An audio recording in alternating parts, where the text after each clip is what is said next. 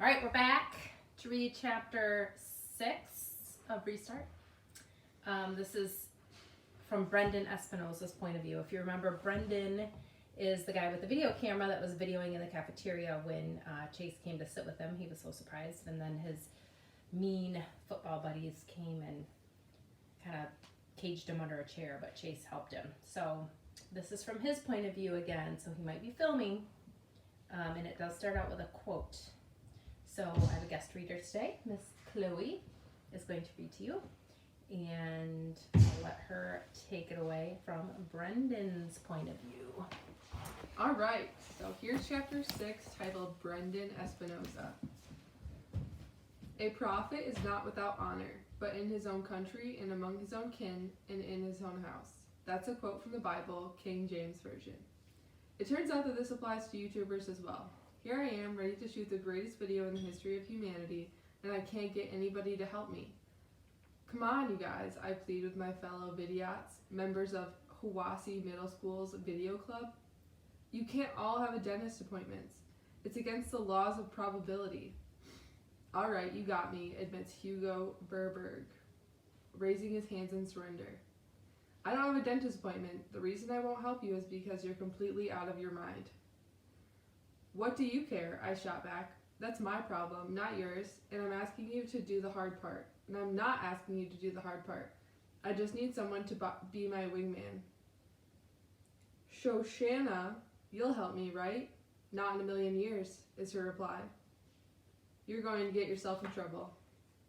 I'll put your name on YouTube as the co-producer, I wheedle. Oh, good, she drawls. It'll help the cops spell my name right when you get arrested. I'm out, Brendan, and you'll be out too if you had any sense. So it's no. No from Hugo, no from Shoshana, no from Barton, no from the whole video club. These names in this book are hard to pronounce. Mauricia even suggests that I should see a mental health professional. I slump against my locker, watching them walk away, deserting me. Where's the loyalty? Where's the club spirit? Where's the fire of creativity? The betrayal stings, but mostly I hate to miss out on this idea.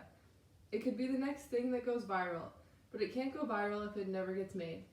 I look around the crowded hall, kids loading up backpacks for dismissal. Do I know anybody? Actually, I know just about everybody, but none of them will meet my eyes. I'm not the most popular guy at school. I'm not sure why. I'm on the honor roll, president of the video club, champion of the academic decathlon 2 years running. Come to think of it, those are probably some of the reasons why kids aren't lining up to ask what I'm doing after school today. Nobody even acknowledges my existence. Then, out of the passing parade, someone notices me hunkered down beside my locker. Oh man, it's Chase. That's all I need to put the finishing touch on this perfect afternoon. Bad enough I can't shoot my video. I don't need to hang by the waistband of my underwear off a peg in the girls' changing room. He pauses, frowning at me, as if trying to come up with where he remembers me from. It must be weird to walk around your own school knowing nobody when you should know everybody. A familiar face, even mine, must really stand out. The cafeteria, I supply. We almost had lunch together. I'm Brendan. His face relaxes into a sheepish smile of recognition. His arm sling is gone, and even his cuts and scrapes are fading. Chase, he introduces himself. I have to laugh. Everybody knows you. How can I forget the face that I stared into in so many of my nightmares? With Joel Weber gone, I might be next on the list of preferred targets. I should have told him my name was Harold. Too late now. On the other hand, the word is Chase is off the football team, thanks to his head injury. And he certainly seems different than he was last year. Maybe that's because once you've cut a guy's chicken for him, he can never really be that scary again. So I try the impossible. Hey Chase, are you busy this afternoon? He shrugs. What do you have in mind? I push my luck. I'm shooting this video to put up on YouTube, and I need a wingman. Can you help me out? Part of me is screaming, abort, abort. It's one thing to coexist in a world with people like Chase Ambrose. It's quite another to recruit the guy for something nobody else will touch. He never actually says yes. He just goes with me. I explain on the way. And when I tell him how the video is going to go, he doesn't even tell me I'm nuts. He just laughs and asks me if I'm kidding. Just because something is funny doesn't mean you treat it like it's a joke, I assure him. Comedy is serious business. If people are going to laugh at this, it'll be because we worked hard at it, and got it right. He actually seems to think that over. Yeah, I can see that. But I'm not the only one who's going in, right? My doctor would freak out, not to mention my mom. Wow, Chase Ambrose has a mom? I always thought that popular people floated down to Earth in a column of pure light from the Great Space Arc. It's all me, I promise. You just have to work camera too. We stop by my place to pick up the tricycle. Chase even tries it for a test drive on the street, practically cackling with mirth. I laugh too, because he looks pretty funny. He's a tall guy, so as he pedals, his knees rise up around his ears. My mother comes out to investigate the ruckus. When she sees who I'm with, she's practically ready to dial 911. I can't really blame her. When the Chases of the world hang out with me, it usually means I'm about to get dangled by my feet out of a high, high window. It's fine, Mom, I soothe her. Chase is helping me on a video project. Good to meet you, Chase introduces himself politely. She's tight-lipped. Oh, we've met. I get Chase out of there before my mom says something I'll regret, and we head downtown. Making turns, alternately riding, pulling and carrying the trike. Our destination, the shiny bumper car wash on Bell Street. I hand him the school flip cam, and he goes off to distract the attendants. Chase is even better for this than the Vidiettes, because he's kind of a celebrity around town. Not just a star athlete, but the son of the last star athlete. Plus, everybody's heard about his accident over the summer, so all the attention is on him. That leaves me free to sneak around the back and put the headband on with the camera mounted on it. A waterproof GoPro I brought from home. Sneaking ahead of the next car, I place the tricycle on the conveyor, bracing my wheels against the tire block that moves vehicles through the washing tunnel. Then I sit down on the trike, reach up to the camera and hit record. My heart is pounding, and I tense with anticipation. This is it, the moment of truth. The conveyor pushes me, and the first blast of water hits. It's all I can do to keep from screaming. It's ice cold. Considering the research and planning I did to get ready for this stunt, it never occurred to me that they'd use cold water in a car wash. I take hot showers. Why wouldn't cars? The frigid blast has my heart beating so fast it's practically popping out of the top of my head. I try to tell myself to get used to it, but it's not possible. I'm hyperventilating to the point where I can't get any air in. Just when I'm about to pass out and topple off the trike, the water stops. Gasping for breath, I glance over to the observation area. Sure enough, there's Chase filming. I experience a surge of relief. The only thing worse than going through this would be going through this for nothing. My reprieve is short-lived. The soap is next, pelting down on me like wet snow. They only know two temperatures in here, cold and colder. Two gigantic spinning brushes come at me on robotic arms. I'm vaguely aware that my glasses are gone. That's not important though. I reach up and confirm that the GoPro is still strapped to my head. Out of the corner of my eye, which stings now from the suds, I see that Chase is still following along. He's hysterical with laughter, but the camera is steady in his hands, and that's the main thing. The rinse cycle is next, before more hyperventilating, followed by the blast of wind that threatens to hurl me off the tricycle. Actually, it's great. It's the dryer, and it's hot. Even better, it means I'm coming to the end. There should be a light at the end of the tunnel, but I can't make out much. I lost my glasses when the bristles did their thing. When the door lifts, I pedal out of there, nearly running over Chase. He stops filming,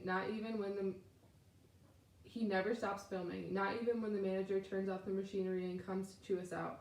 Very stupid, Ambrose, he yells. Is this your idea of a joke? You could have gotten him killed, you know. This isn't the first time you've put people in danger in this town. I'm surprised you didn't have a few cherry bombs left over. I'm calling the cops. This isn't Chase's fault, I managed to croak. It's mine. I have a very little strength left, but I have to speak up. The whole thing was my idea. It's for a video project. I talked Chase into helping me.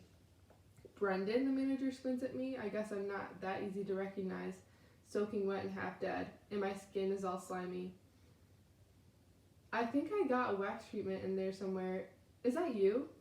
Why would you do such a crazy thing? I'm the president of the video club at Hiwassee Middle School, I supply. Adults always cut you more slack if they think something is for a school project. It does the trick, especially when I promise to put an ad up for the shiny bumper in the club's yearbook page. Sure, I get yelled at, but at least no one is talking about calling the cops anymore. The manager even sends one of his employees into the mechanism to rescue my glasses, which are undamaged except for a small crack in the right lens. We head back to my place. I'm riding the trike, mostly because I'm too weak to stand. Chase carries the precious cargo, the 2 cameras with the footage on them. Sorry, Chase, I mumble, contrite. I didn't mean to get you in trouble. He cocks an eyebrow. Looks more like you got me out of trouble. All I did was tell the truth. The whole thing was my idea. That guy was ready to have me arrested, he insists. Well, I tell him, that's mostly because of your reputation. Oops, that is, your old reputation. You know, for stuff he did you probably don't even remember doing. In my depleted state, I'm not thinking straight. I'm digging my grave with my mouth. He shakes his head. My reputation wasn't what made the difference. That was all yours. You must be somebody pretty special around here to get that kind of reaction from a guy who runs a car wash. I'm blown away. My record as a nerd and goody two-shoes never seemed like much more to me before. For sure, it didn't compare to Chase's athlete, bad boy, big man on campus, but it was my reputation, not his, that got us out of the jam back there. At my house, we managed to sneak upstairs without Mom getting a look at her baby boy in such a state of disrepair. I'd never be able to convince her that Chase didn't do it to me. In Bully Palooza, where I was half drowned in the river and had my glasses smashed by a ball-peen hammer. I can barely bring myself to take the time to change out of my wet clothes. That's how anxious I am to see the footage we shot. I keep expecting Chase to lose interest and take off, but he hangs around, and it starts to sink in that he's just as into it as I am. We watched the video from the GoPro first. It's pretty insane. A blizzard of flying foam and torrents of water, and a lot of whimpering I wasn't aware of at the time. I might have been trying to yell for help, but I couldn't form actual words. I was also thrashing around more than I remember. It's a miracle I stayed on the trike. The best part is when the bristles come. It's as if I'm being attacked by 2 whirling monsters from Where the Wild Things Are. Next we play Chase's footage from the viewing area next to the washing tunnel. There I am, clinging to the tricycle like it's the only thing keeping me from floating away into outer space. When the freezing cold water hits, my entire body writhers, belly dancer style, only at triple speed. And when the powerful dryer's on, you can actually see my skin pushed up against the bone structure of my skull. It's pure gold, and I have to say that a lot of the credit for that goes to Chase. He's got a real knack for camera work. We laugh until we're falling over each other. It's definitely more fun to watch it than it was to go through it in real life. I show Chase how to piece the video together on the computer, intercutting footage from both cameras for maximum effect. For example, when you see the GoPro image flying all over the place and then jump to me jerking and flailing, struggling to keep my perch on the trike, it's even more hilarious because it explains why the picture inside the car wash is so wild and chaotic. Chase catches on quickly and adds some good suggestions of his own, like a split screen of both cameras when the spin brushes come on. At last, we set the whole thing to music, Ride of the Valley Rise, and upload the clip to YouTube. We give it a title, How to Clean Your Tricycle, Brendan Espinosa and Chase Ambrose, co-producers. I kid you not, he actually thanks me when I include him in the credits. We watch it on every device in the house, the computer, our phones, and an iPad. We even Chromecast it on the TV. It doesn't get old. If this video won't go viral, there's no justice in the world, or at least on YouTube. He's still laughing as I see him out. That might be the most fun I ever had. I swear it's like he's a kindergartner who's just been handed the world's most intricate balloon animal. Without thinking, I reply, how do you know? You've probably forgotten the most fun you've ever had. He looks surprised for a few seconds, and I figure I'm about to get his book bag in the side of my head, when he says, good point, but it was still awesome. Me and my big mouth, I can't leave well enough alone. You know, we've got a video club at school, and you'd be a natural with your camera skills. We could really use you. That might be the dumbest thing I ever said out loud. Chase Ambrose and his football buddies have made a career out of terrorizing kids just like the Vidiots.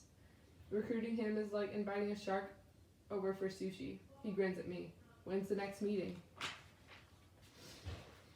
Alright, that's chapter 6. I hope you guys have a great day during quarantine, and my mom will be back with the next chapter.